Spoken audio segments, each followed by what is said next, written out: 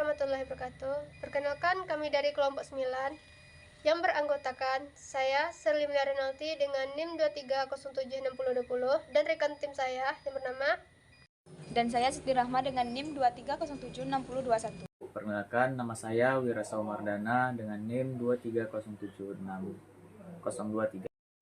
Perkenalkan, nama saya Alif Ryan Effendi dengan NIM 230766026. Perkenalkan, nama saya Anggan Nazar Ramadan dengan NIM 23076025. Pada kesempatan kali ini, kita akan menjelajahi konsep persatuan Indonesia dalam konteks pertahanan dan keamanan negara. Bagaimana konsep ini menjadi fondasi yang kuat dalam membangun sistem pertahanan yang adaptif dan responsif. Mari kita simak bersama. Pada materi kali ini, kita akan meninjau melalui sila-sila yang ada dalam Pancasila. Sila yang pertama, yang berbunyi ketuhanan yang Maha Esa.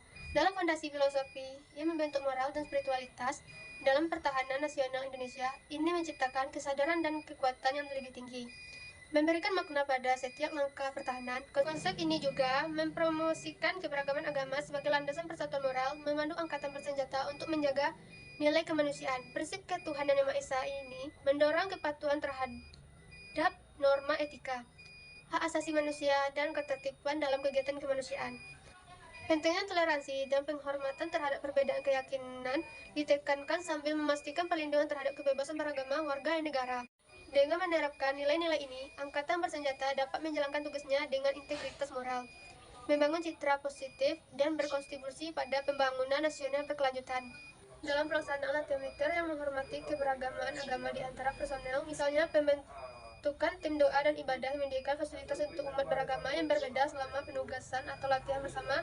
Tindakan ini mencerminkan implementasi nilai-nilai Pancasila untuk menciptakan lingkungan yang mendukung spiritualitas dan toleransi di dalam angkatan bersenjata. Dapat kita lihat kegiatan militer yang berkaitan dengan keagamaan sebagai berikut. Dapat kita lihat beberapa personel militer sedang melakukan ibadah di tempat yang seadanya. Hal ini membuktikan bahwa sila pertama yang berbunyi ketuhanan Maha Esa telah terwujud.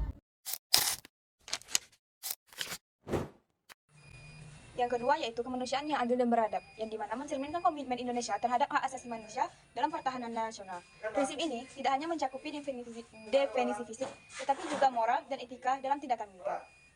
Dalam melaksanakan tugas pertahanan, angkatan bersenjata diarahkan untuk menghormati hak asasi manusia. Bahkan dalam situasi perang, keadilan dan keberadaban menjadi panduan, memastikan bahwa kekerasan hanya terjadi sesuai norma internasional yang menghormati martabat manusia. Konsep ini menghubungkan pertahanan fisik dengan perlindungan hak asasi manusia. Memerlukan operasi yang hati-hati untuk menghindari kerugian sipil yang tidak perlu. Dalam konteks pembangunan, prinsip kemanusiaan yang adil dan beradab menciptakan budaya keamanan nasional yang mengedepankan pendekatan preventif dan diplomatis, memungkinkan partisipasi aktif Indonesia dalam misi perdamaian internasional. Dengan fokus pada hak asasi manusia, Indonesia membangun citra positif global dan fondasi yang kuat untuk membangun berkelanjutan, menjadikan angkatan bersenjata sebagai kekuatan positif yang tidak hanya melindungi wilayah fisik, tetapi juga mengadopsikan prinsip-prinsip kemanusiaan. Contoh penerapan prinsip kemanusiaan yang adil dan beradab dalam pertahanan nasional Indonesia dapat dilihat dalam penanganan konflik di wilayah Papua. Persatuan Indonesia, kesatuan dalam pertahanan dan keamanan. Sila ketiga Pancasila, Persatuan Indonesia, menjadi landasan penting dalam membangun paradigma kesatuan dalam pertahanan dan keamanan negara. Kesatuan bukan hanya tujuan, tetapi juga alamat utama dalam mengoptimalkan sumber daya, memperkuat sinergi, dan memastikan respon cepat terhadap ancaman. Ini melibatkan koordinasi antara angkatan bersenjata, kepolisian, badan keamanan, pemerintah, dan masyarakat untuk menciptakan pertahanan yang solid. Kesatuan juga melibatkan integrasi penuh antara aparat keamanan dan pemerintahan, menciptakan strategi yang sejalan dengan pembangunan nasional dan memberikan kepastian. Peran aktif masyarakat dalam kesatuan pertahanan menjadi kunci dalam menjaga keamanan nasional, meminimalkan upaya perpecahan, dan menciptakan iklim kondusif untuk pembangunan berkelanjutan.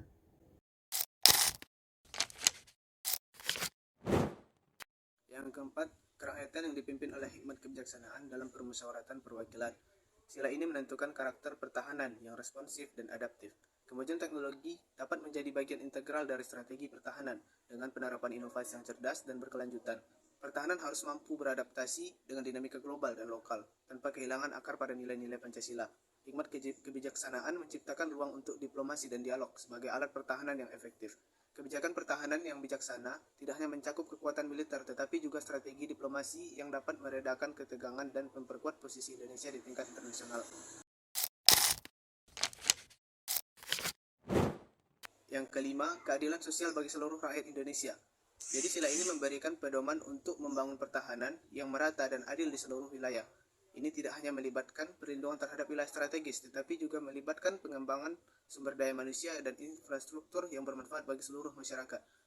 Konsep pertahanan yang merata mencakup perlindungan terhadap masyarakat sipil, terutama di daerah perbatasan. Tujuannya adalah memastikan bahwa setiap warga negara, tanpa memandang lokasi atau latar belakang sosialnya, dapat merasakan keadilan dalam perlindungan dan pemanfaatan sumber daya nasional.